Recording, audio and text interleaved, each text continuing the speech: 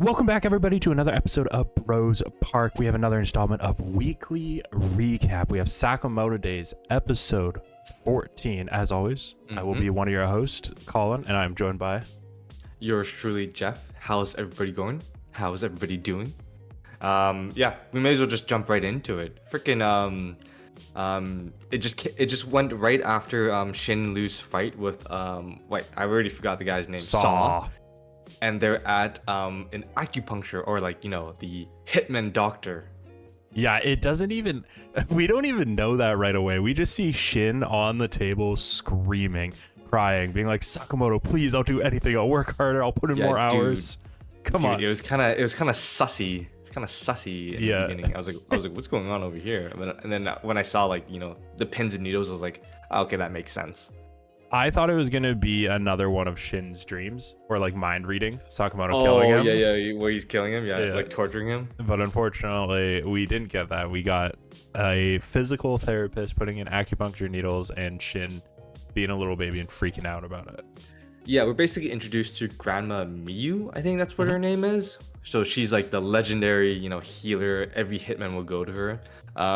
It's actually pretty cool, because I was thinking, like, in the whole Hitman Society, no one would want to get rid of her because everyone needs to get healed at one point, right? So she's got this like immunity, and if she ever gets like taken out, holy crap, that guy's gonna die. Yeah, she's got this like neutrality to her, and I think, what was her nickname, like God of the Underworld or something, or Healer of the Underworld? Healer. Yeah, something like that. Something pretty cool. And she was nuts, and she healed everybody along the way, and you know, obviously Sakamoto was the one that brought everybody in. And we figure out that Shin, she equates it to running full sprint while holding your breath for Shin's new ability, and maxing out at 5 minutes a day for usage, or he's going to be overboard. Yeah, I was thinking, like, wait, if it's like, you know, sprinting with holding your breath and it's the limit is 5 minutes, dude, that's a long time that you can sprint without holding your breath. I was like, whoa, yeah, 5 minutes seems a little long. I thought it would be like, you know, 40 seconds max, but I guess 5 minutes, why not? I mean, that's good lung capacity right there. But true. Everyone's built different in this world. Exactly. And he was talking about it like it was this short amount of time, but all I could think of, like, dude, if you can see the future basically in a fight, I don't think you should need 5 minutes. Yeah, basically, if you have Ultra Instinct for 5 minutes, that's pretty OP. Well, think about it. You know, Goku had Ultra Instinct. He got it in the Tournament Power, and the Tournament Power was only 40 minutes. So, like...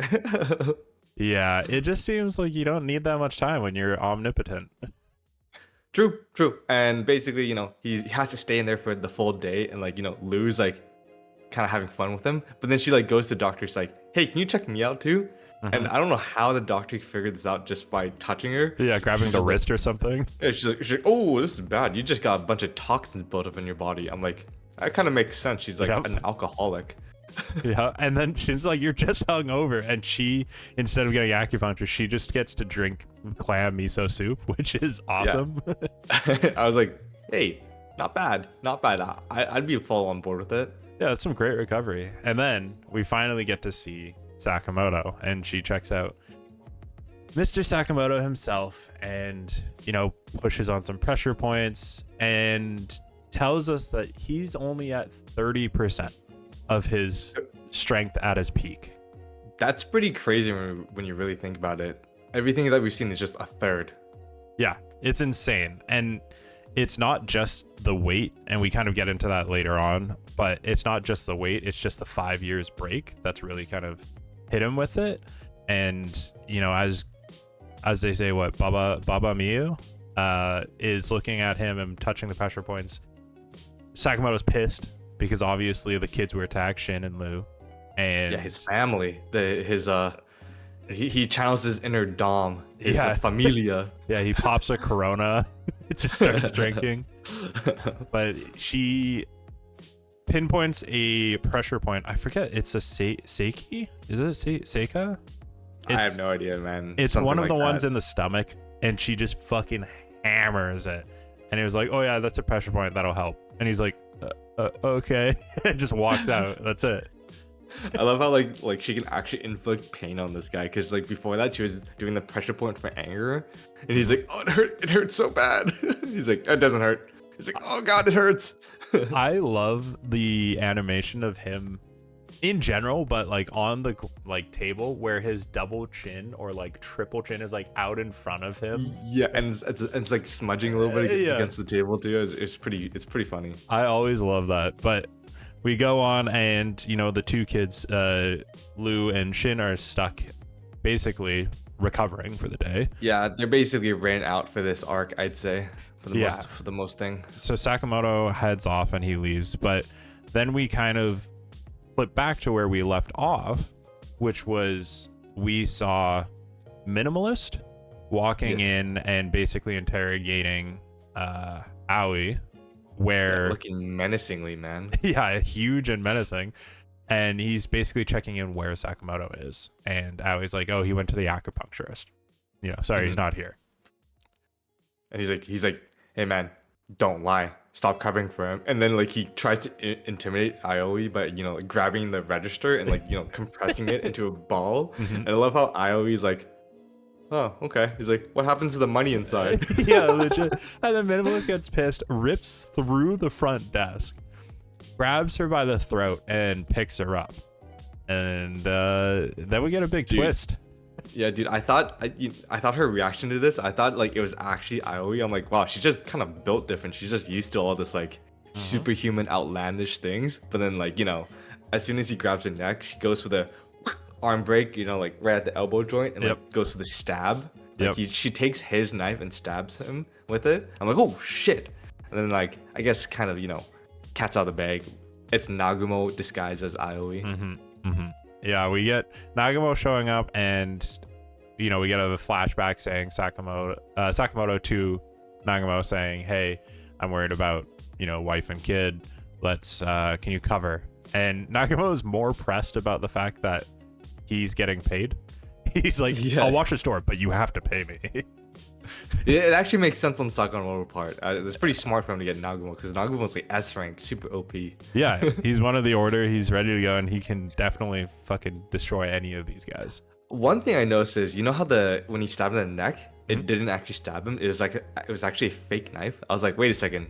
So Minimalist had a fake knife this whole time. So like, I don't think he was like actually wanted to hurt Aoi when you really think about it, right? Was that Minimalist knife? I thought that was Nagumo's knife, because remember Nagumo had a knife and he stabbed Shin with it like 5 episodes ago, and it was a toy knife as well. Oh, for some reason I thought that he took the knife from Minimalist. Maybe it was his knife.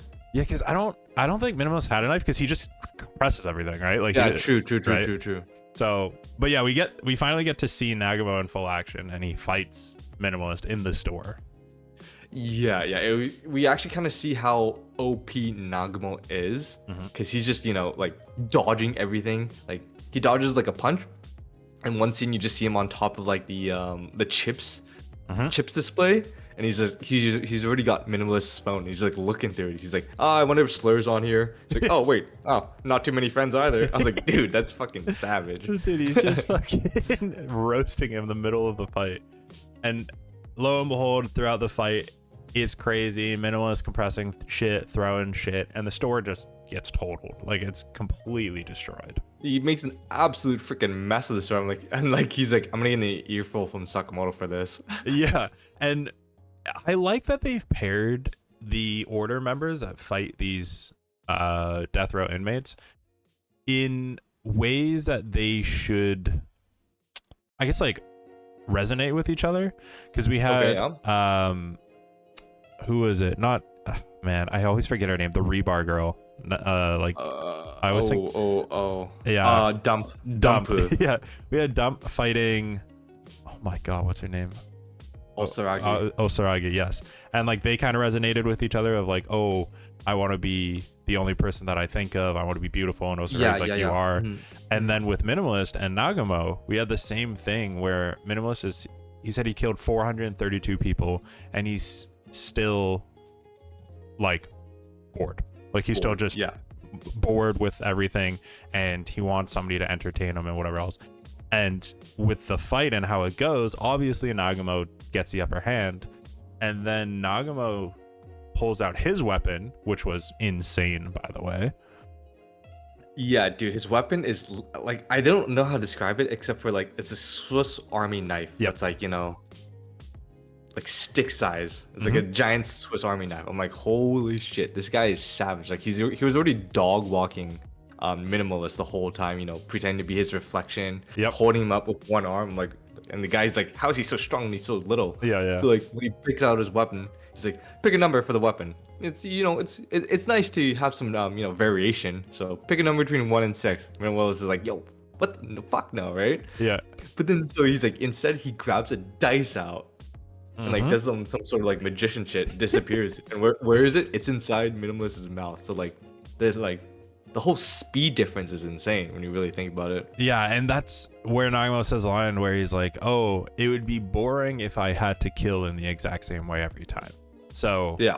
that's why he has this Swiss Army blade where he's got 6 different ways, so it keeps him excited. And that's what I mean. It's like he resonates with Minimalist, where he doesn't want to get bored in the killing. Yeah. Right. So then freaking he takes out he's like, oh, what the hell? What the heck? He swashes it around. Yeah. Sticks out his tongue. It's a number 3.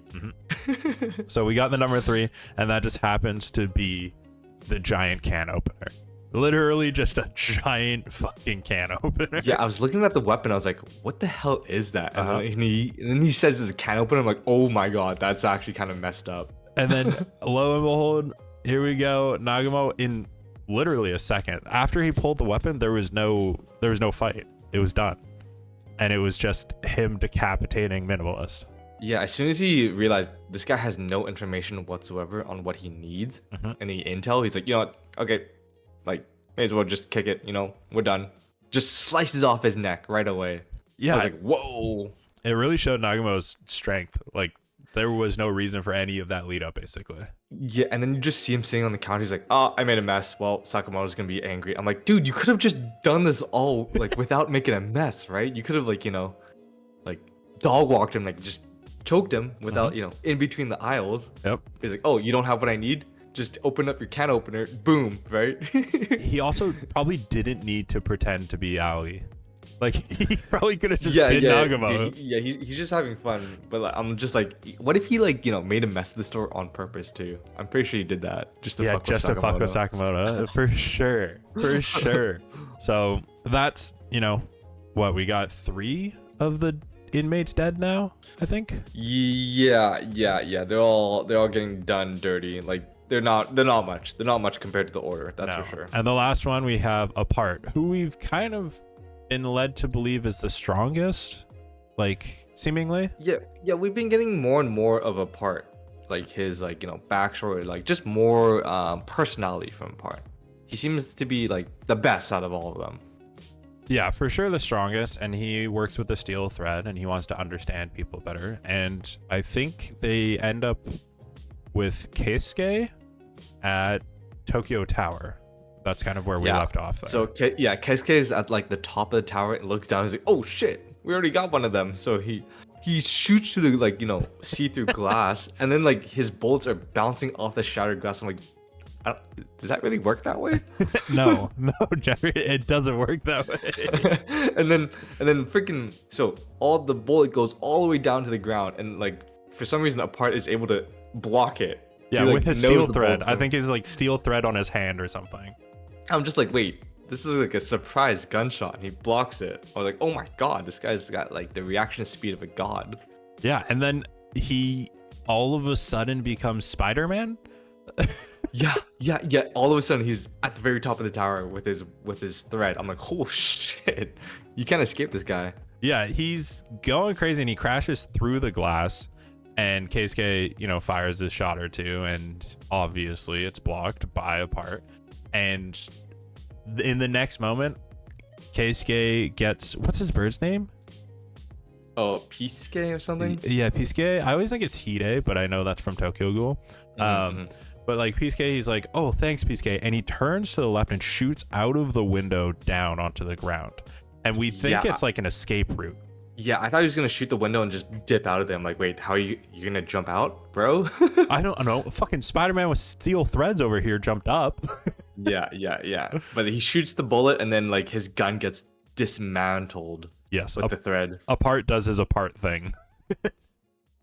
Yep. And he's right about to like, get dogged walk, and then like Keisuke's like, oh, perfect timing. And then like the elevator dings and out comes Sakamoto. Yeah, we find out that the bullet wasn't an escape route. It was actually like Keisuke's quote unquote signal to Sakamoto as he get his attention. Fired a shot at his fucking dome.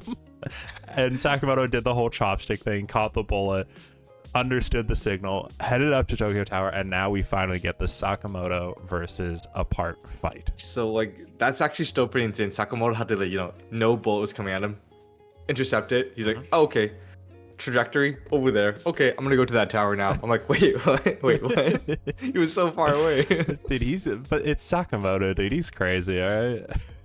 That's true. So then basically it's Sakamoto versus Apart. I didn't expect this matchup though. I did not expect it whatsoever. No, I thought it was gonna be Nagumo, but yeah, as soon as we saw Nagumo versus Minimalist, I was like, okay, so it's gotta be Sakamoto versus Apart, right? Or the old man maybe that we saw from the order.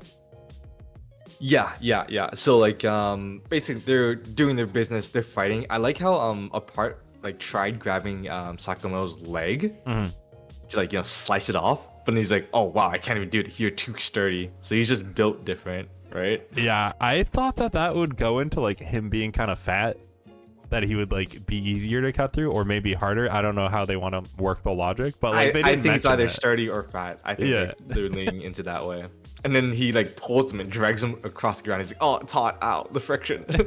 Yeah, his double chin is being dragged on the ground again. And we get this kind of feeling that Sakamoto's, strong and feeling a bit better than he has in these fights. But he kind of sends Apart flying for a second. And he says, oh, good, now I have a moment. And he starts just absolutely working out because he's just trying to lose the weight, so he goes to his fit body that he did before. Dude, the reason why he had that time was because like the merchandise, he tipped it over. And the part's like, whoa, what did you do? And then he goes and just fixes it for like a minute. Yeah, and Sakamoto's doing side to side jumps. He's doing like hanging sit-ups. Yeah, like, the sit-ups on the like the light, that was pretty funny. Yeah, and lo and behold, still no calories can get burned. He can't go back to his fun and fit form that he fought in against what was it, the ball guy, the exploding ball guy? Yeah. I forgot that guy's name, but he's like the hard. His name is Boiled. Yeah, Boiled. And they were homies supposedly. Yeah. So we get that fight, and we can't lose any weight. Sakamoto's still fat, but he's feeling good being fat. And we flash over to Shin and Lu talking with Baba, and they're talking about him being 30% strength and all these things, and like, oh, if he just loses the calories, it's fine.